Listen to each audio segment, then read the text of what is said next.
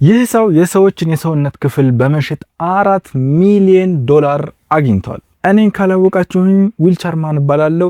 አጫጭር የወንጀል ታሪኮችን የምናገር ሰው ነኝ። ዊልቸር ላይ ለጊዜው መቀመጥ ስለማልችል ነው። ስለዚህ ላይክ፣ ሼር፣ ሰብስክራይብ ማድረግ እንዳይረሳ።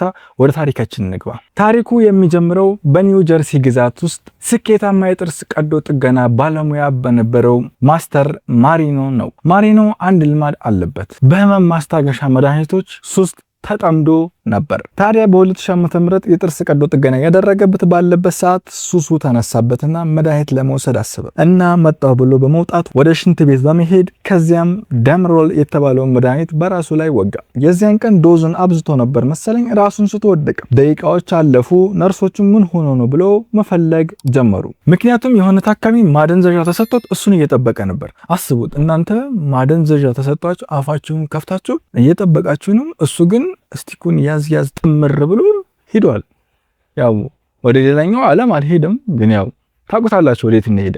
እናም ከዚያ ሲያገኙት ሽንት ቤት ወለል ላይ ወድቆ በእጁ መርፌ እንደያዘ ያገኙታል። ከዚህ ክስተት በኋላ ሰራተኞቹ ሱሰኛ መሆኑን አወቁ። የሆነ ሰው ሪፖርት አደረገበትና ቀጨም ተደረገ። ማሪኖ ቁጥጥር የሚደረግባቸውን መድኃኒቶች በመጠቀሙ እስር ቤት ገባ። በፍርድ ቤት ትዕዛዝ የሱስ ማገገሚያ እንዲገባ ተደረገ። የሕክምና ፈቃዱም ለጊዜው ታገደ። ማሪኖ ግን ለዚህ ግድ አልነበረውም። ያለ ፍቃድ የጥርስ ሕክምና መስጠት ጀመረ። በመጨረሻም እንደገና ተያዘና ለተጨማሪ 4 ዓመታት ከስራ ታገደ። አሁን 2001 ነው። ስራና ገንዘብ ያጣው ማሪኖ ቤተሰቡን ማስተዳደር ስላለበት ያለውን ሙያዊ እውቅና እና ግንኙነት ተጠቅሞ ወደ ሰውነት ህብረ ህዋሳት ማገገሚያ ሁማን ቲሹ ሪከቨሪ ንግድ ውስጥ ገባ። ይህ ንግድ እንደ አጥንት፣ ጅማት ያሉ የሰዎችን ክፍሎች ለህክምና ምርምር ማቅረብን የሚያካትት ነው። ይህም ተገቢውን ፍቃድ ስምምነት ካለ ሙሉ በሙሉ ህጋዊ ነው። ሰዎች ሁልጊዜም የአካል ክፍሎቻቸውን ለሳይንስ ምርምር ለጋሽነት ይሰጣሉ።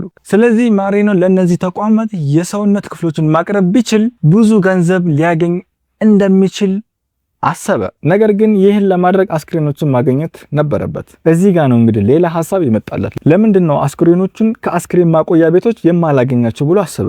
ቀደም ሲል እንዳልኳችሁ ከአስክሬን ማቆያ ቤቶች በአካል መቀበል ህጋዊ ነው። ነገር ግን ማሪኖ ከሟቾች ቤተሰቦች ፍቃድ ማግኘት ነበረበት። እሱ ግን ፍቃድ መጠየቅ ይቅርብኝ አለ። ስለዚህ ባዮሜዲካል ቲሹ ሰርቪስ የተባለ የራሱን ድርጅት አቋቋመ። በተለያዩ አካባቢዎች የሚገኙ አስክሬን ማቆያ ባለቤቶች ደውሎ በእናንተ ተቋማት ውስጥ ሆኜ የሚያስፈልጉኝን የሰውነት ክፍሎች እንደወስድ ከፈቀዳችሁልኝ ለእያንዳንዱ አስክሬን $1000 እከፍላችኋለሁ አላቸው። ባለቤቶቹም ጥሩ ነው እንስማማለን አሉ። የሚፈልገውን የሰውነት ክፍል በሙሉ እየቆራረጠ መውሰድ ጀመረ። አጥንት፣ ጅማት፣ የልብ ቫልቭ የሚወሰድ ነገር ሁሉ ይወስዳል። ማሪኖ ከቤተሰቦቹ ፍቃድ ከማግኘት ይልቅ የፍቃድ ፎርሞችን በራሱ መፈረም ጀመረ። የተዘረፉትን የሰውነት ክፍሎች ለሚያቀነባብሩ ድርጅቶች በህገወጥ መንገድ እየሸጠም በአጭር ጊዜ ውስጥ በሚሊዮኖች የሚቆጠር ዶላር ማከማቸት ጀመረ። የሟች ቤተሰቦች የሚወዱትን ሰው አስክሬን እየተቆራረጠ መሆኑን ቅንጣት ያህል አያውቁም። እንዳይነቃበት አስክሬኖችን በዘዴ ያስተካክል ነበር። አስክሬኑ ቅርጽ እንዳይበላሽ ሲል አጥንቶችን አውጥቶ በቧንቧዎች ይተካቸዋል። ባዶ የሆነውን የሰውነት ክፍል ደግሞ በቀዶ ጥገና ጓንቶች፣ በአሮጌ ጨርቆች፣ ፎጣዎች በመሙላት አስክሬኑን መልሰው ይሰፋዋል።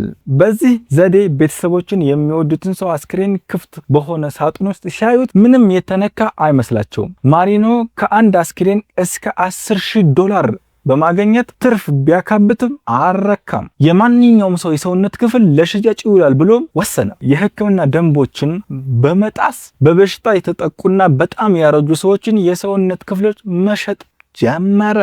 እንዴት ያለ ስግብግብነት ነው! ይኸውላችሁ እንደ ደንቡ ለጋሾች በሽታ ሊኖርባቸው አይገባም፣ እንዲሁም በጣም አርጅተው መሆን የለባቸውም።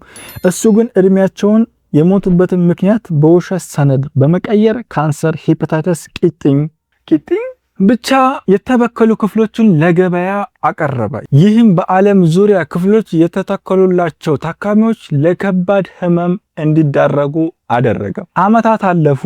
እሱም አሁንም ስራውን ጥሏል። በ2004 ዓ.ም በብሩክሊን የሚገኝ አንድ አስክሬን ማቆያ ቤት ባለቤት ሲቀይር ግን ነገራቶች ተበለሻሹ። አዲሷ ባለቤት ስራውን እንደጀመረች የቀድሞ ባለቤት ከአንድ ደንበኛ ለቀብር ስነ ስርዓት ገንዘብ ተቀብሎ ቀብሩን ግን ፈጽሞ እንዳልፈጸመ አወቀች። ስለዚህ ለፖሊስ ሪፖርት አደረገችና ፖሊሶችን ምርመራ ጀመሩ። ፖሊሶች ስለተከናወነው ቀብር በሚመረምሩበት ወቅት ከሰውነት ህብረ ህዋሳት ማቀነባበሪያ ድርጅቶች ጋራ የተያያዙ አንዳንድ ሰነዶችን ተመለከቱ።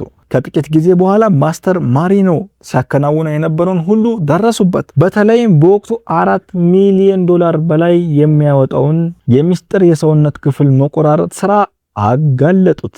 በዚህ ስራ ውስጥ ከ1000 በላይ አስክሬኖች ተቆራርጠው ነበር። ከነዚህ ሁሉ አስክሬኖች ውስጥ ደግሞ ቤተሰብ ትክክለኛ ፍቃድ የተገኘው አንድ አስክሬን ብቻ ነበር። ስለዚህ ፖሊሶች ለማስተር ማሪኖ የእስር ማዘዣ አወጡ። በመጨረሻም ራሱን ለፖሊስ አሳልፎ ጥፋቱን አምኖ ስምምነት በማድረጉ እስከ 54 ዓመት የሚደርስ እስራት ተፈረደበት።